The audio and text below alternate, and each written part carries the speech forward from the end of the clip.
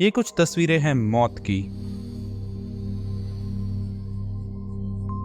अगस्त 6, 1945 को इंसानों के द्वारा बनाया गया एक एटॉमिक एक्सप्लोजन होता है हिरोशिमा और नागासाकी में, और मानव इतिहास उस पल में बदल जाता है हमेशा के लिए।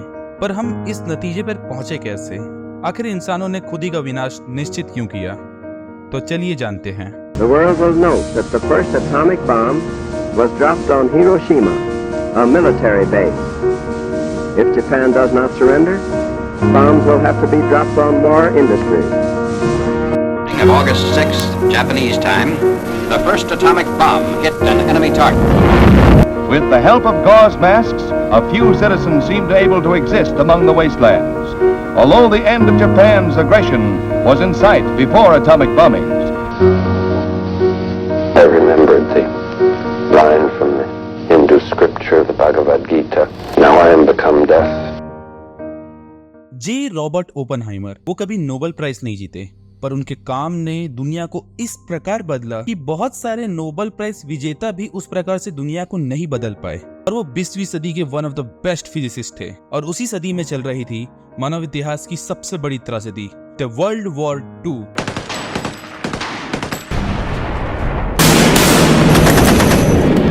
वर्ल्ड वॉर 2 में जहां एक्सेस पावर थी यानी जर्मनी, इटली और जापान, वहीं पे दूसरी तरफ थी अलायंस पावर यानी ब्रिटेन, यूएसए और सोवियत यूनियन। जहां एक तरफ हिटलर यहूदियों का नरसंहार कर रहा था, वहीं दूसरी तरफ जापान चाइना में नैनसिंग मैसेकर कर रहा था।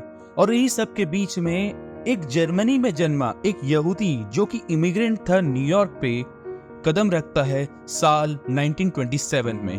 और इसी के 12 साल बाद जर्मनी अपना फर्स्ट एटॉमिक बम प्रोजेक्ट, जिसका जर्मन नाम था यूरेनवरीन, जिसका मतलब होता है यूरेनियम क्लब और यूरेनियम प्रोजेक्ट, जो कि था under the leadership of Kurt Diebner और वार्नर कार्ल हाइजेनबर्ग। और इन सब के बीच में 1939 में एल्बर्ट आइंस्टाइन ने यूएस के प्रेसिडेंट फ्रैंकलिन रूजवेल्ट को एक लेटर लिखा, जहां पे उन्होंने आगाह किया जर्मन के न्यूक्लियर प्रोग्राम और वो कैसे उससे वेपन बना रहे हैं। शुरुआत में तो यूएसए ने अपने एजेंट्स भेज के इस प्रोग्राम को थोड़ा स्लो डाउन कर दिया, बट उन्हें जल्दी ही समझ में आ गया था कि उन्हें इसका एक काउंटर प्रोग्राम जल्दी ही चालू करना पड़ेगा। और 1942 को लगभग 3 साल बाद जर्मन प्रोग्राम के यूएसए ने चालू किया प्रोजेक्ट मैनहट्टन, और इसके डायरेक्टर थे सर जे रॉबर्ट ओपनहाइमर। ओपनहाइमर एक थ्योरेटिकल बेस्ड फिजिसिस्ट थे, नॉट ए प्रैक्टिकल वन। उनकी शुरुआत कैम्ब्रिज यूनिवर्सिटी से हुई। वहां पे वो थे under the teacherships of Max Born, और मैक्स बॉर्न एक जाने माने फिजिसिस्ट थे उस सदी के। वो ना सिर्फ यूनिवर्सिटी में पढ़ाते थे, वहाँ पे रिसर्च भी करते थे। और उन्होंने एक पेपर लिखा था जिसमें वर्ड कॉइन किया गया था क्वांटम मैकेनिक्स। उनके अंडर में बहुत सारे फिजिसिस्ट थे, जैसे वर्नर हाइजेनबर्ग, वुल्फगैंग पाउ, एनरिको फर्मी, एगुइन वर्नी। और यहीं पर ओपनहाइमर पहली बार मुलाकात करते हैं हाइजेनबर्ग से, चाहे वो दोस्त के तौर पे हो या कलीग के तौर पे हो। और किस्मत को क्या पता था यही दोस्त आपस में एक दिन एक दूसरे के कॉम्पिटिटर और दुश्मन होंगे। दोनों ने न्यूक्लियर वेपन रेस में अपना योगदान दिया, एक ने जर्मनी की तरफ से और दूसरे ने यूनाइटेड स्टेट ऑफ अमेरिका की तरफ से। ओपनहाइमर एक थ्योरेटिकल फिजिसिस्ट थे, और वो एक एलिमेंट की खोज पर थे, क्योंकि शुरुआत में एक प्रॉब्लम आती थी। जब भी एलिमेंट्स डीके होते हैं तो वो न्यूट्रॉन्स छोड़ते थे।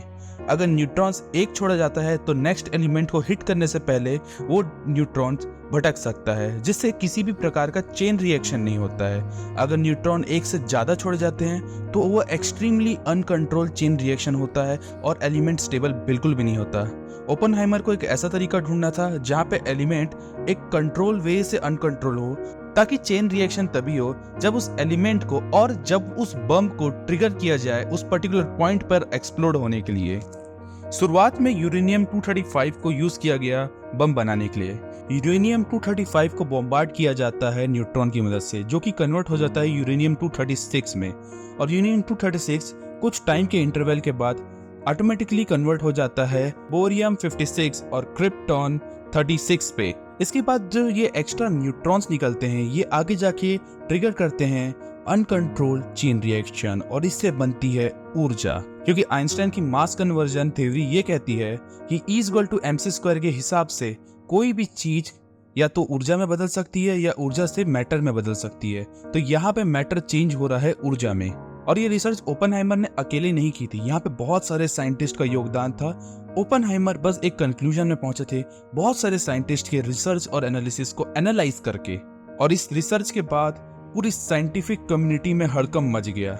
जो आइंस्टाइन शुरुआत में न्यूक्लियर फ्यूजन को प्रैक्टिकल नहीं मानते थे, वही आइंस्टाइन प्रेसिडेंट को लेटर लिखते हैं और न्यूक्लियर फ्यूजन के इम्पोर्टेंस के बारे में समझाते हैं और भविष्य में आने वाली परेशानी अथवा जर्मनी के द्वारा डेवलप किए जा रहे न्यूक्लियर वेपन के बारे में भी बताते हैं। कैसे जर्मनी चेकोस्लोवाकिया की यूरेनियम माइंस को यूज कर रहा है अपने न्यूक्लियर प्रोग्राम को एनरिच करने और बढ़ाने के लिए।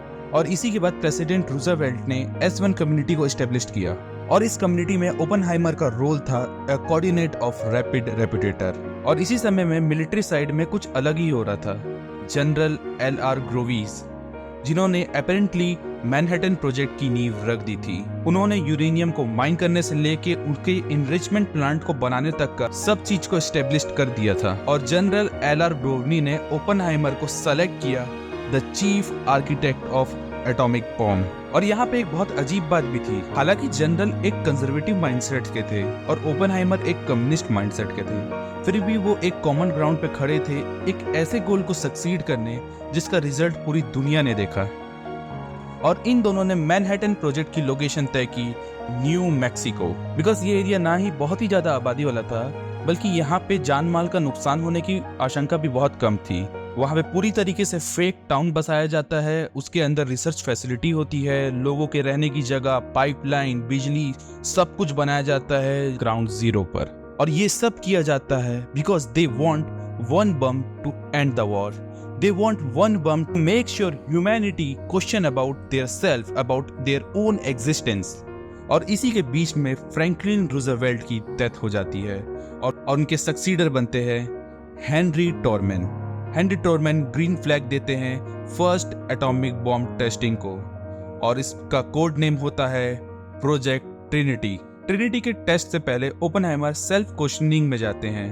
वो अनिश्चित रहते हैं आने वाले भविष्य को लेकर और उन्हें एक लाइन याद आती है, एक पुरानी हिंदू कहानी शतका त्रस्यंसा, जो कि इंस्पायर होती है समवॉट भगवत गीता से। और ये लाइन होता है, युद्ध में, जंग में, पहाड़ों की ढलानों में, अंधेरे विशाल सागर में, बाढ़ और तीरों के बीच, नींद में, उलझन में, समुद्र की गहराइयों में, मनुष्य को पता होना चाहिए कि अच्छे काम उसकी आखिरी वक्त तक रक्षा करेंगे। और फिर इसके बाद ट्रिनिटी एक्सप्लोड हो जाता है और प्लूटोनियम के 6 kg टोटल 25,000 TNT के बराबर का एक्सप्लोजन करती है और न्यू मैक्सिको के लोग दिन में एक दूसरा सूरज देखते हैं। एक बहुत ही बड़ा मशरूम क्लाउड बनता है जो कि 12 किलोमीटर तक का ऊंचा जाता है और शॉक वेव को महसूस किया जाता है करीबन 100 किलोमीटर तक का। और जो वहाँ की रेत थी वो एक प्रकार के कांच में बदल जाती है, जिसे आगे चल के बोला गया द ट्रिनिटी क्लास। अगस्त 6, 1945 को बोइंग B-2 जहाज ड्रॉप करता है द लिटिल बॉय को हिरोशिमा में, जहाँ पे एक ही झटके में 70,000 लोग मर जाते हैं। और इसके आफ्टर इफेक्ट लाइक बीमारी, जलन, कैंसर, रेडिएशन से 70,000 लोग और मरते हैं। और उसी के 3 दिन बाद एक दूसरा atomic bomb the gadget drop किया जाता है नागासाकी पे, जहाँ पे एक ही झटके में 80,000 लोग मौत के घाट उतर जाते हैं। ओपेनहाइमर के आविष्कार ने 3 दिन के अंदर इस धरती से 2 लाख से भी ज्यादा लोगों का सफाया कर दिया, उन्हें मौत के घाट उतार डाला, जिसमें 80% से भी ज्यादा लोग सिविलियन थे जो कि जंग में नहीं थे। और फिर ओपेनहाइमर ने गीता का ये श्लोक याद किया, Vishnu is trying to persuade the prince that he should do his duty, and to impress him takes on his multi-armed form and says, "Now I am become death, the destroyer of worlds." और ये पागलपन थमा नहीं, दुनिया atomic bomb बनाने की race में दौड़ चुकी थी। अगस्त 1949 में सोवियत यूनियन ने अपना पहला एटॉमिक बम टेस्ट किया और उसी के कुछ सालों बाद यूएसए ने हाइड्रोजन बम की टेस्टिंग की, जो कि 400 गुना ज्यादा पावरफुल था उस बम से जो हिरोशिमा और नागासाकी में गिरा था। और फिर 1961 में दुनिया का सबसे बड़ा न्यूक्लियर एक्सप्लोजन सोवियत यूनियन ने सार बम को टेस्ट किया, जो कि हाइड्रोजन बम से 4 गुना ज्यादा पावरफुल था, जो कि इस टाइम का वर्ल्ड का सबसे मोस्ट पावरफुल न्यूक्लियर बम है। और इसके बाद हमें वो दुनिया मिलती है जो आज हमारे सामने है, वो दुनिया जो किसी एक सनकी के इशारे पे युद्ध की तरफ जा सकती है, वो दुनिया जो कभी भी खत्म हो सकती है। एटॉमिक बम ने इंसानियत को खुद पे क्वेश्चन करना सिखाया, लेकिन एटॉमिक बम का एक बहुत ही अच्छा इम्पैक्ट पड़ा कि महाशक्तियों ने आपस में एक दूसरे पर हमला करना बंद किया, क्योंकि दोनों को पता है दोनों का विनाश निश्चित है।